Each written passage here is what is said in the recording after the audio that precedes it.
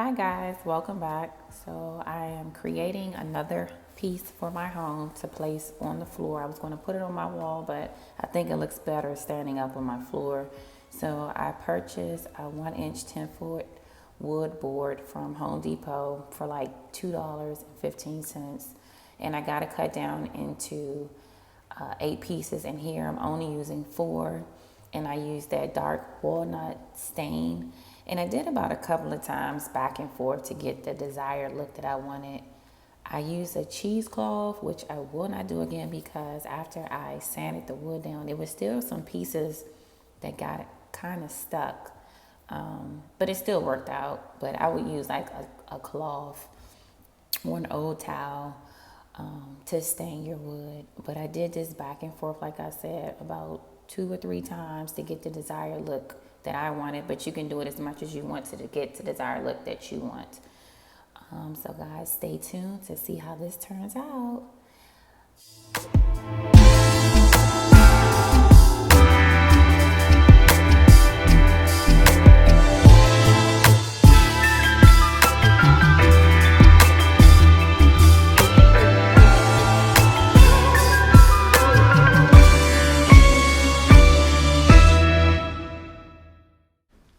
So guys, if you haven't subscribed already to my channel and you'd like to see more projects like this or other DIYs for home design or decor, just click the red button right there with subscribe and you'll get all my notifications when I upload videos, guys.